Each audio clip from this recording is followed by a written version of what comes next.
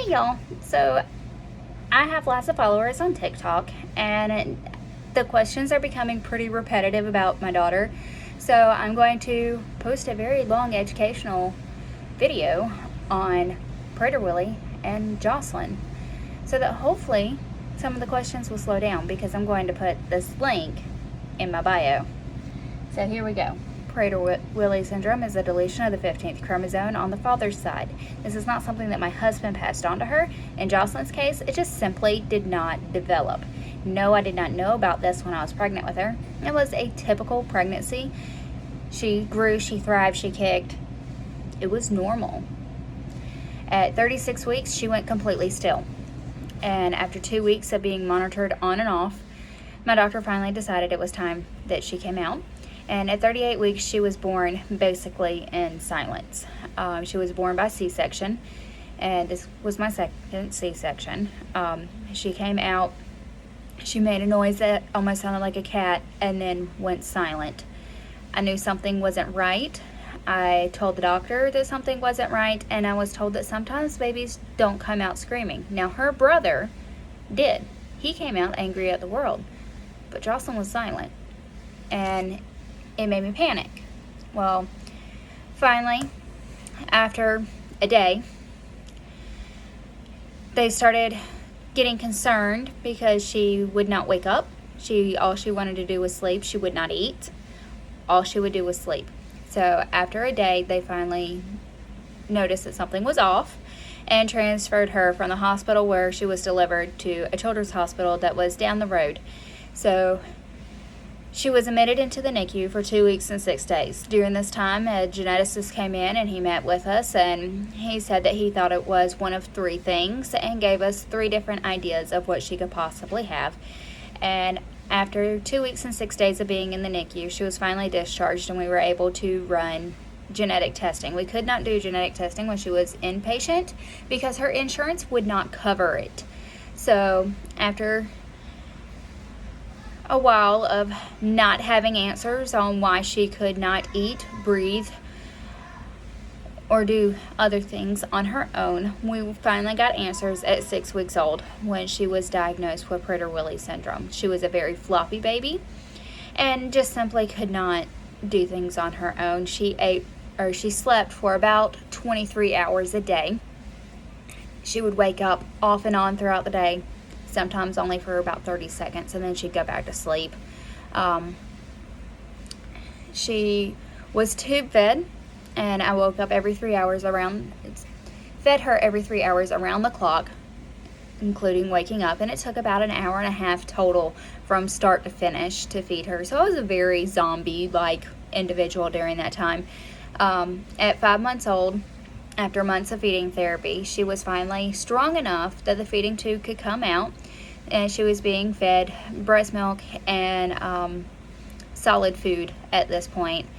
And she started thriving. She kept her calories up high enough that she did not have to have the tube put back in, which was unusual. A lot of babies, once they had the tube removed, it does have to go back in. The tube that she had was called an NG tube. It went up her nose, down her throat, into her belly.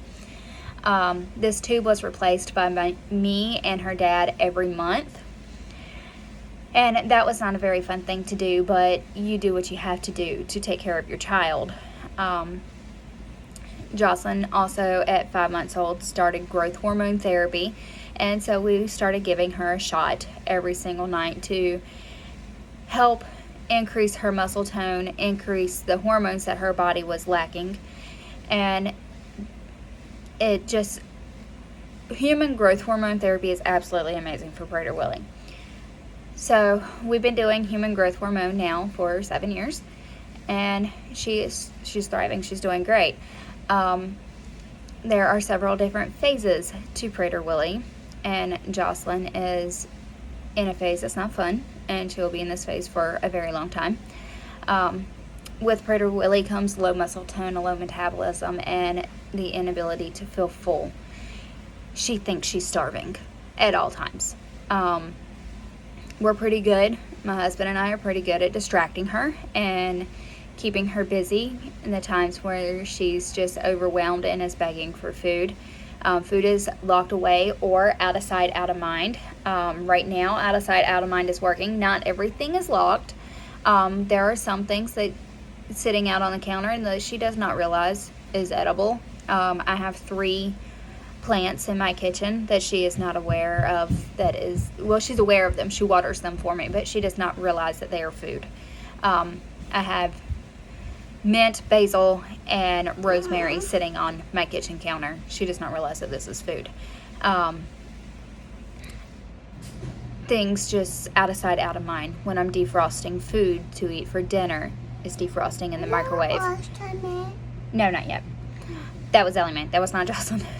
A lot of people have gotten frustrated with me because my pantry is locked. My child could eat until she dies. She could eat until her stomach ruptures. Where the chromosome is missing, messed up, however you want to word it, where it is missing in her brain is right there at the pain sensory. So a lot of the time she doesn't realize that she's in pain. Her pain tolerance is extremely high. So you mix this with the inability to feel full, and you have individuals that are capable of eating until their stomachs rupture. That could kill them. So yes, food is locked away. I'm doing this to keep my daughter alive, to keep her thriving. And I've had people on TikTok get very, very angry with me over this. I'm not doing this to be a mean, controlling person. I'm not a mean, controlling person. I'm doing this to keep my baby alive. And people can't comprehend that. But that's fine. That's not their normal. Their normal is being able to open the pantry or the cabinets and just get what they want when they want it. And that's great. That's fantastic. But that's not our life. And we have to protect Jocelyn. We have to keep her safe. I want her to live a long, healthy life. And letting her just eat and eat and eat until she dies is the exact opposite of that. And so, yeah, I will do what I have to do to keep her safe. Locking the pantry keeps her safe, then I'm doing it. I've had people ask the question of, will she ever live on her own? No, most likely not. Not only does Jocelyn have Prader Willi syndrome, but she also has autism, and she's not functioning at the age level she is at. She is 7 years old, but she's functioning about 4. So there are delays. She will probably never be mentally capable of living on her own. I've gotten the response of, well, what if she meets somebody and gets married and they are capable of caring for her? That would be fantastic. It would. That would be absolutely amazing. But is that possible? I don't know. Could that happen? Just like, is that possible? I don't know. I've had people get mad at me over this subject. And my response is, I'm not a fortune teller. I don't know what the future holds with her. I know what I'm doing right now to keep her safe and keep her alive. What's going to happen to her once I'm gone? I don't know. But stressing over it does nothing. It's like a rocking chair. It will give me something to do, but it will get me nowhere. I'm not going to sit there and harp on the unknown and stress out over the unknown of what the future may hold. I'm not concerned with it. God's got this. God's got her in the palm of his hand, and he will protect her and keep her safe even when I'm gone. He trusted me with her, and I'm trusting him to take care of her now and when I'm gone. There's no need for me to stress over it. There really isn't. When I'm gone, maybe one of her siblings will take her in. If they don't, there are group homes for people with special needs. She could go to one of those. Do I feel like her siblings absolutely have to take her? No, I don't. But that's just how it is. Another repetitive question that I was getting is her drinking. Because the pantry is locked, does Jocelyn get to drink whenever she wants? Yeah. yeah, I'm not going to let her get dehydrated. That would be awful. All 3 of my kids have cups, and each cup has their name on it. Each cup is a certain color. So there's not any confusion because Jocelyn is picking the letters off of her cup because it's just vinyl stickers or whatever. She's peeling the letters off, and all that's left is CELYN. Yeah, Joe's gone. So I am constantly refilling their cups. Now Evan's 10. Evan knows, hey, I'm thirsty. I'm going to go get me something to drink. He's capable of doing that. He's 10 years old. Jocelyn is not, and neither is Ellie Mae. And Ellie Mae's 3, so I refill her cup. I check her cup constantly throughout the day and remind her constantly, Jocelyn, it's time to drink. I also have an app on my phone that she absolutely adores. It's called Plant Nanny, and it reminds her that she needs to drink. And every time she drinks, I push the little button on the app and it waters a plant. And each plant she gets to name. It's super adorable. If you need something that will motivate you to drink or motivate your children to drink, get Plant Nanny. It's downright adorable. We love it. Right now, she's on plant number 4, and each plant requires at least 200 ounces before you can move up to another plant. So it really motivates her to drink. The things that she drinks are unsweetened things because she's not allowed sweeteners, and I'll explain that in a minute. She drinks unsweetened almond milk, unsweetened sparkling waters, unsweetened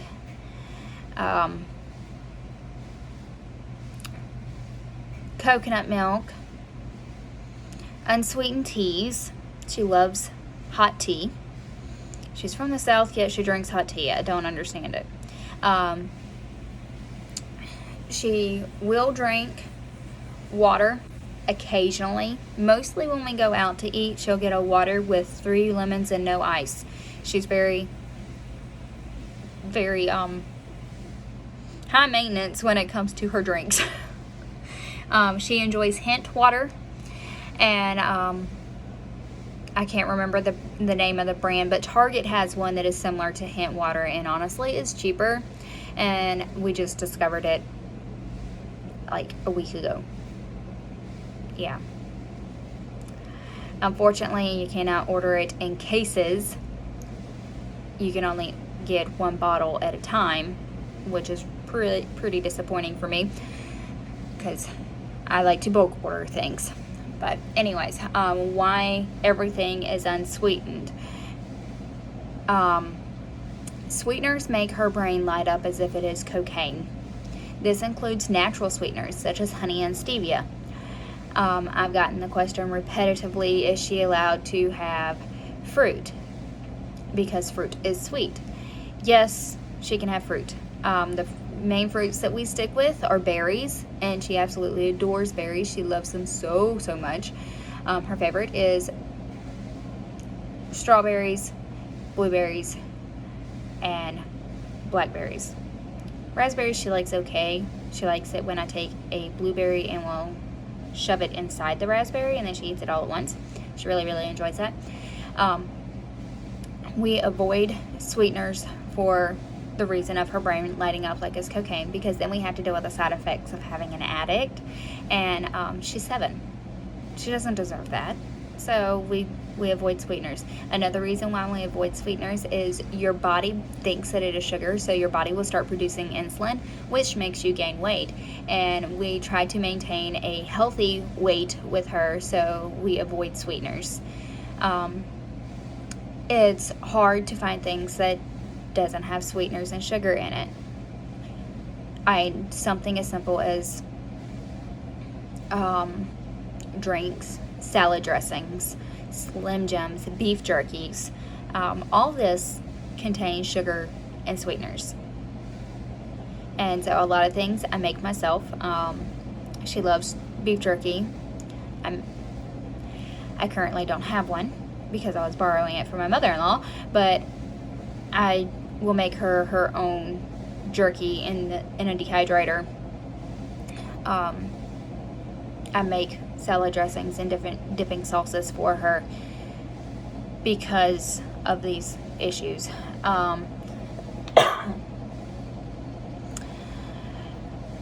Trying to think of everything that I have been asked about her. One of them is, can she walk, can she talk?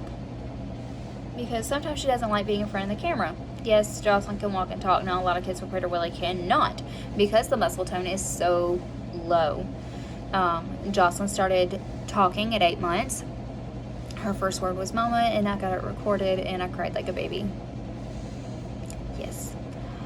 She started walking the month before she turned 2, which is early for Prader Willi. She has been in therapy since she was an infant. She's done feeding therapy, occupational therapy, speech therapy, physical therapy, and our favorite was music therapy. And we cried when her music therapist moved away. Kristen was absolutely amazing with her, and that girl would walk in my house singing, and she spent 30 minutes singing with Jocelyn and getting her moving, and did therapy through music, and it was so amazing. I never seen anything like it, and it was just awesome. Loved it. Yeah, sadly she moved, and we cried when she left. I do a lot of that. Trying to think of anything else. Because of the low metabolism, we do keto. We do modified keto with Jocelyn. And I've had a couple of Prader Willi people on TikTok tell me that they don't do modified keto. But this was set up by professionals. It was not set up by me. I've had people get angry with me over this. I would not put a typical thriving child on keto. They need carbs. They do. They need carbs. My 2 other children eat a lot of carbs. They are not underweight, but they have very high metabolisms, and their body needs the carbs. It breaks it down and turns it into fuel, basically, and it fuels them and keeps them going. They need that. Now, a child like Jocelyn does fantastic on keto. Now, is keto 100% needed for Prader Willi? No, it's not. But if you don't monitor what they eat because of the low muscle tone and the low metabolism, carbs stick to them like glue, and it's really, really hard for them to lose weight. And then when you start giving them sugar, they get so addicted to it and will start acting out because they're reacting as if they're on drugs, as if it's cocaine. So we do modified keto. She gets 30 carbs a day, and she does great on this. I eat the same diet as her to make her life easier. I've been doing it for 3 years. I lost 50 pounds. Woohoo! It was also the same year that I had Ellie Mae, so I had 50 pounds to lose. She does modified keto, not just keto.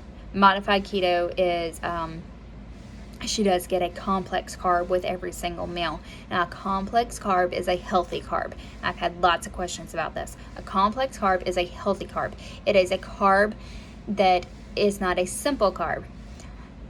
Simple carb would be a donut. It's got flour, it's got sugar. The flour breaks down into sugar in your body. Complex carbs, sweet potatoes, oats, lentils, quinoa, wheat. The healthy carbs.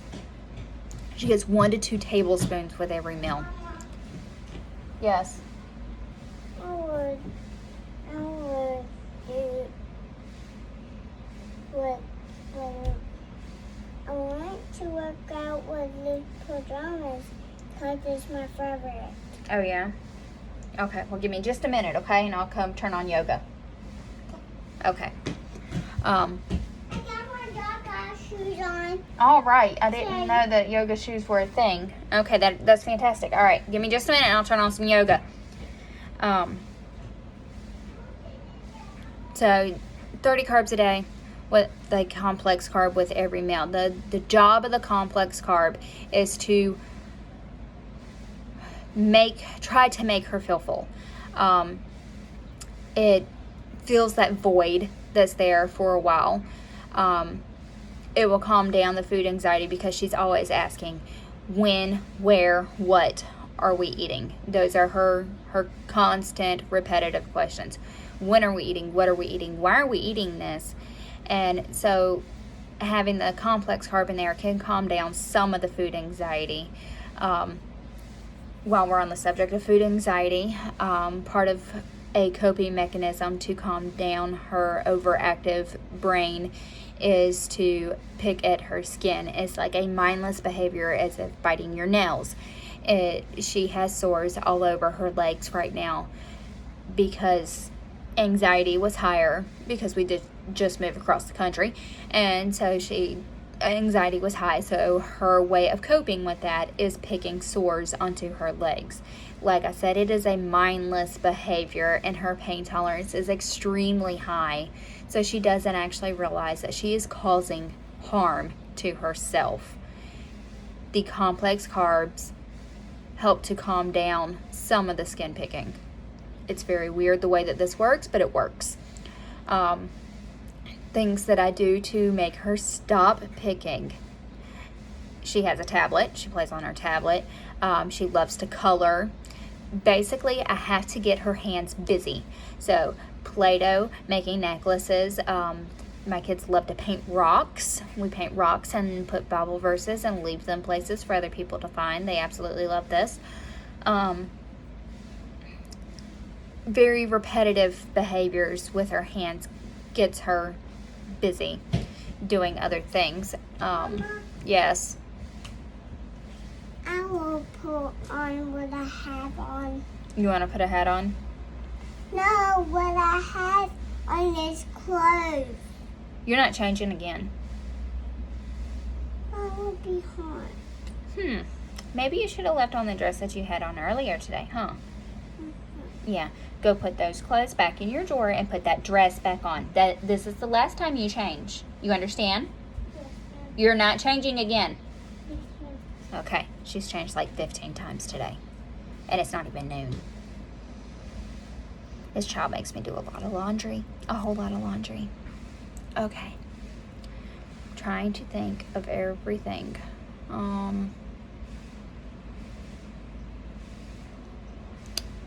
Yeah. All of Jocelyn's diagnoses are Prader-Willi syndrome, autism, narcolepsy with cataplexy, sensory processing disorder, scoliosis, and anxiety. I call her my high maintenance child. She can be high maintenance, but she's totally worth it. She's worth all of it. She's worth all the hate that I've gotten on TikTok. She's worth all of the fighting that we've done for the past 7 years. She's worth it. I've had people get really frustrated with me over things. Hey, gorgeous, come here. Come here. I love you. Yeah. You're worth it. I'm not. Yes, you are. Yes, you are. My tummy said I'm hungry. Your tummy says that you're hungry? Mm-hmm. Why? Mommy's saying put on clothes. Okay, I'm sorry. But yeah, feel free to leave any more questions y'all have. There's a whole lot more information about Prader-Willi, but this is at 24 minutes at this point. And I know that I've been interrupted by my kids a couple of times, but y'all, I'm a mom of 3. This is gonna happen. I can't escape for 30 minutes and them not ask a billion questions. What does the future hold? I have no idea. I don't. Right now we're focusing on being 7 and enjoying being 7. You're not enjoying being 7? I'm 6. You want to be 6? You can't age backwards. You silly goose. I want to turn 6. But yeah. I don't like 7. 7's fine. You had a baby shower themed birthday party. I mean, who does that? That was a fun birthday party, wasn't it? Can you do it again? Maybe when you turn 8. Okay. Okay. Yeah. I want Cookie to come again. Oh, yeah. Cookie's a friend of ours. Her name is actually Courtney, but we call her Cookie. And her husband's Michael, and we call him Milk. And then they have 3 kids, and those are the Crumbs. It's great. Can you tell them what's the names? No, not right now. Okay. Well, like I said, if y'all have any questions, please feel free to ask them. But pay attention to the information that I said. Because there's been some people that have not paid attention and will ask questions that are already answered. All right. That's a lot better. Thank you. So please, please, please pay attention to the information that's already been given. Like I said, there's a whole lot more information about Prader Willi. There's dental issues. There's vision issues. There's potty training issues. There's comprehension issues. The muscle tone is so low that there's so many other issues that I didn't even touch on. Y'all just got the tip of the iceberg. But this is our everyday life. This is our normal. And before people start commenting, please think before you comment. Because there's storms that I face as a mom, as a special needs mom, that I don't always talk about. So please think, is what I'm saying helpful or is what I'm saying hurtful? Those are 2 things that people need to think about before they open their mouths. It's stuff that I try to think about. Is what I'm saying going to hurt or help this individual? Because there's battles that I face, that special needs moms face, that we don't always talk about. We don't always talk about the fact that I stay up till 2, 3 o'clock in the morning researching different ways of getting her moving, researching different car seats because insurance won't cover a car seat for her that she needs, researching different recipes, trying to find things to make her thrive versus the opposite. Special needs moms don't always talk about the battles that they face. So think, is this helpful? Is this hurtful? Before you comment anything. If y'all have any questions, please feel free to ask. Yeah, y'all have a blessed day. We're going to go do some yoga.